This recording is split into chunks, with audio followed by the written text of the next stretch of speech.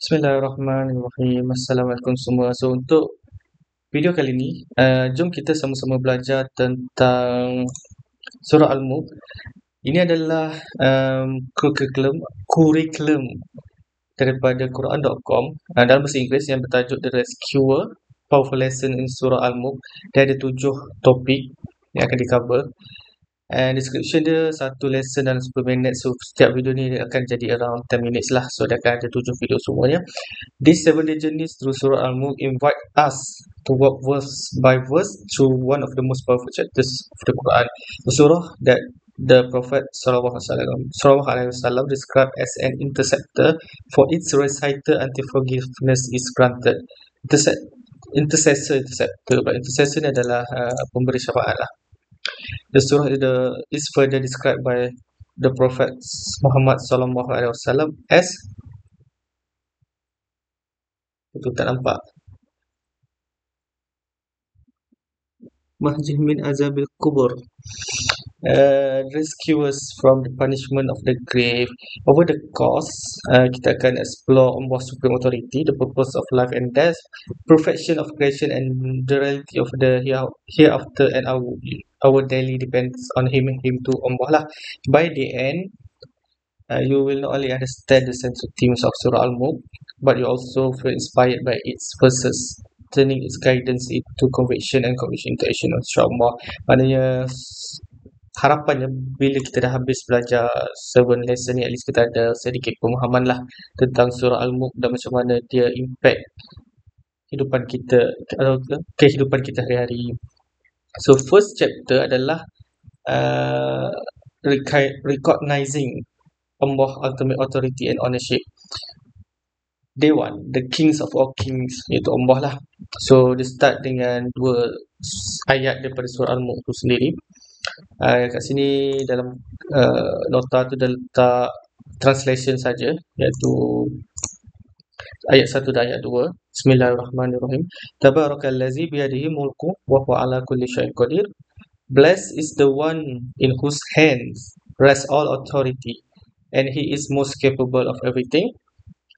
Maha berkat serta maha tinggilah kelebihan Tuhan yang menguasai pemerintahan dunia dan akhirat, dan memanglah ia maha kuasa atas tiap-tiap sesuatu.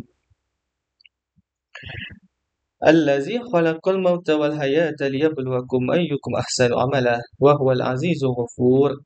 He is the one who created death and life in order to test which of you is best in deeds, and he is the Almighty, all forgiving.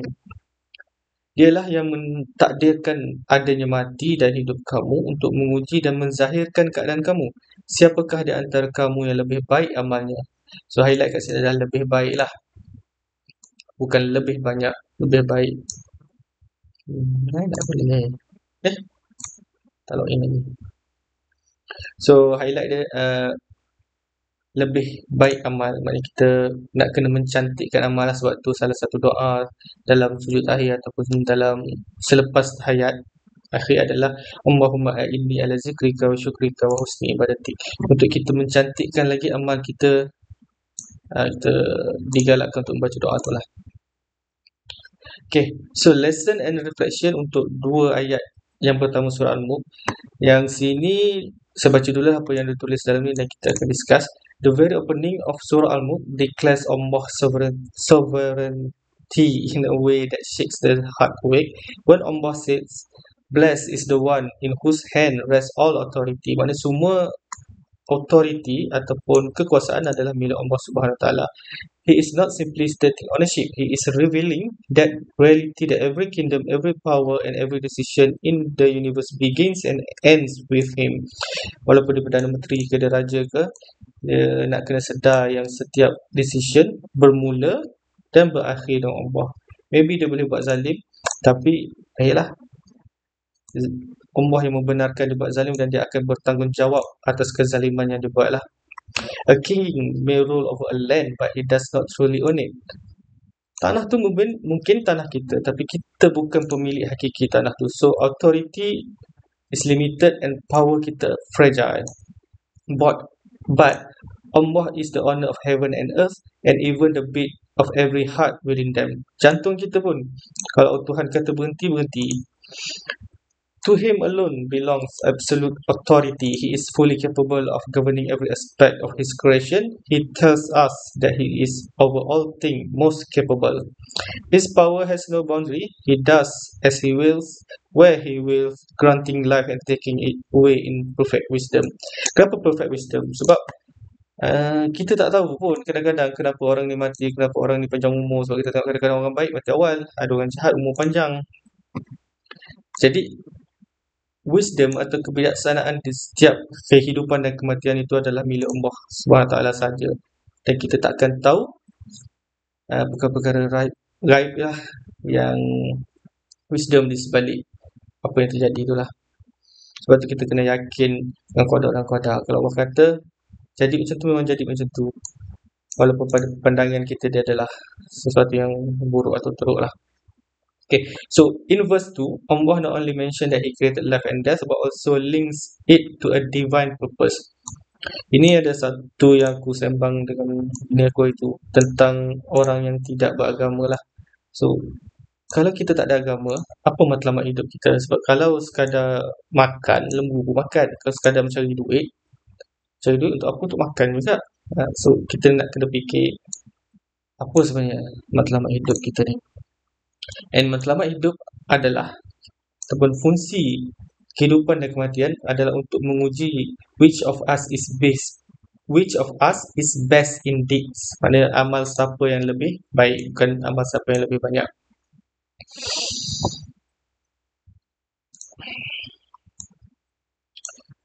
Notice it is not most deeds but best in deeds. This is a powerful reorientation for the believers. Maknanya kita nak kena reorientate balik atau mengubah balik mindset kita yang banyak tak semestinya lebih baik, tapi cuba buat yang terbaik itulah lebih baik. Sebabnya kenapa Allah values quality over quantity, sincerity over show, and intention over impressiveness. Aku teringat satu ayat lah daripada ustaz mana aku dah lupa, tapi ayat dia macam ni: between maximizing our good deeds throughput ataupun membanyakkan amal baik dengan mengurangkan atau berhenti buat maksiat, berhenti buat maksiat lebih afdal. Dia contoh kan, kalau kau tengah bleeding, better stop bleeding tu dulu instead of banyak minum air untuk tambah darah. Macam itulah. Berhenti atau mengurangkan buat maksiat adalah lebih afdal daripada menambahkan amal baik. Tapi bukan makna kata tak payah buat baik, cumanya berjihad untuk mengurangkan maksiat atau berhenti buat maksiat itu adalah lebih baguslah. The test of life is not about how much you accumulate, berapa banyak kita simpan harta, but how purely and steadfastly you live for Him. Inna solati wa nusuki wa mahyaya wa mamati. Inna solati, solatku, wa nusuki wa mahyaya wa mamati. Hidup dan mati adalah untuk Allah. Scholars mention that this verse established that Allah's test for humanity is not about the quantity of our deeds, but their quality, their sincerity, correctness according to Islamic guidance, and the intention between them. This verse serves as a reminder that we should focus on perfecting our worship and good deeds rather than only focusing on multiplying them without regards to their spiritual quality. Jadi cubalah kawan-kawan, dan peringatan untuk diri sendiri jugalah, untuk kurangkan maksiat, untuk menambah baik amal kita supaya kita tak gagal lah dalam ujian kehidupan kita ni. Think of a skilled craftsman evaluating his apprentice. He does not reward the one who rushes to make the most item, but the one who makes each piece with care, precision, and integrity. Life is that workshop. Every prayer, every word, every choice is measured not by size but by sincerity. And yet the one testing us is the most merciful. Aku ingat satu ayat ataupun satu statement lah daripada Numan Ali Khan, yang setiap kali bila Tuhan sebut tentang azab ataupun tentang ujian, dia sentiasa selitkan He is the most merciful ataupun Wahuwal Azizul Ghafur. He is the mighty and the most forgiving. Jadi ibaratnya kau marah-marah-marah dan kita bagi harapan yang walaupun kita marah, walaupun Tuhan marah, tapi dia still yang paling penyayang, yang maha memaafkan lah. Dia pun maha menerima taubat. The one who told us, the one who holds us accountable is the same one who forgive generously. So sentiasalah kawan-kawan untuk memohon ampunan. He created life and death as a test, but He is also opened the door of repentance. Even when we fall short, His mercy invite us back. All we must do is turn to Him and ask. So takeaway is simple yet life-changing. We do not live by accident, nor do we die by chance.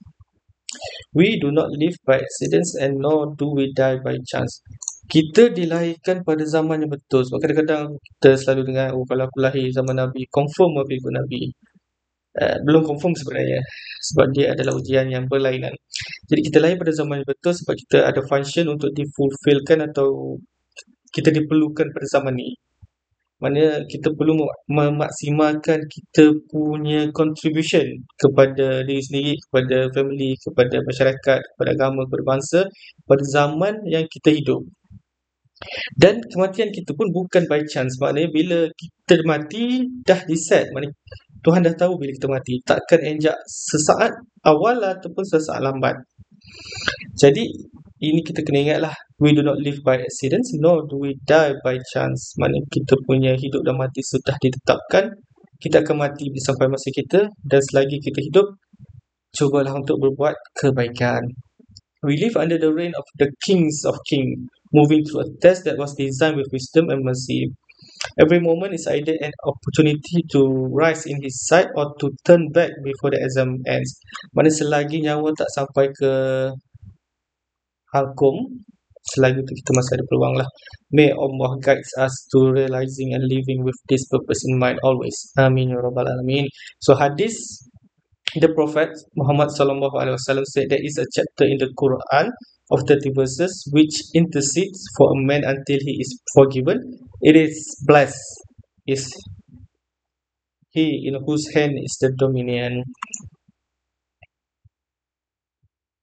Tabarakalladzi biyadihi mulku wa huwa ala kulli syai'in qadir ni.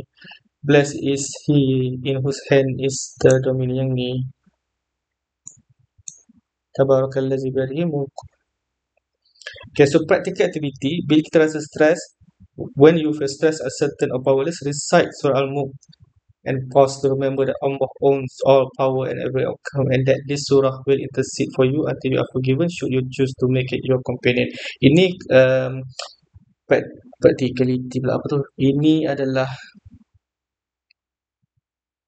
mindset untuk akhirat. Tapi kalau untuk hal-hal dunia, bila kita stres, kalau kita baca dua ayat ni, dia akan remindkan kita bahawa semua kuasa adalah milik Allah dan apa yang terjadi sebab Allah yang izinkan. Jadi bila kita tahu itu, hadap je lah. Hadap. Sedih ke, susah ke, hadap, dan insyaAllah dia akan ada silver lining at the end of the day, at the end of the test. So, macam mana dia membantu? How it helps. Dia akan replacekan anxiety with trust in Allah, and remind you that life is a test. Susah macam mana pun, paling-paling pun 60 tahun lebih, gone lah. Jadi kalau kita ni macam aku dah umur 35, macam ada separuh lagi lah HP tu. Jadi, yalah, sama-sama lah kita tambah amal dan memperbaiki amal kita. The guidance in this surah keeps your heart tethered to Allah authority, not to people's approval. Jadi contoh kalau kita buat kerja, pastikan kita berintegriti lah, sebab regardless apa orang kata, betul tak betul, salah tak salah.